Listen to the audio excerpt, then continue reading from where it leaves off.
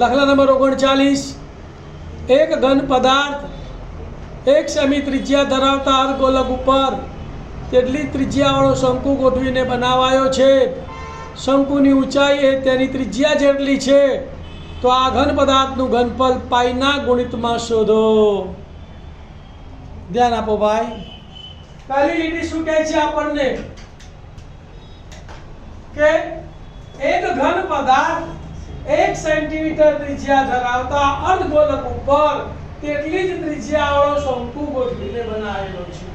તો અર્ધગોલક જેની ત્રિજ્યા 1 સેન્ટીમીટર, એના ઉપર આ શંકુની ત્રિજ્યા પણ 1 સેન્ટીમીટર। તો આના પરથી કેટલી માહિતી મળશે? અહીં અર્ધગોલકની ત્રિજ્યા, અર્ધગોલકને આપણે કેપિટલ R કહીએ તો કેપિટલ R બરાબર 1 સેન્ટીમીટર, અને શંકુની ત્રિજ્યાને સ્મોલ r કહીએ તો સ્મોલ r બરાબર 1 સેન્ટીમીટર।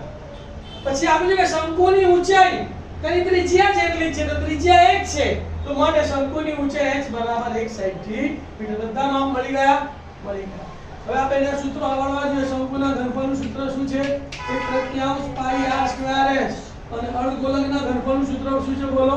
2/3 પાઈ r નો ઘન। આમાં એકલો r જોઈએ, આમાં r અને h જોઈએ, એટલે બધામાં પડી ગયા।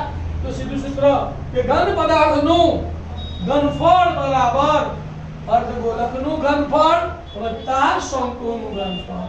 અર્ધગોલકના ઘનફળનું સૂત્ર 2/3 પાઈ r નો ઘન વત્તા શંકુના ઘનફળનું સૂત્ર 1/3 પાઈ r સ્ક્વેર।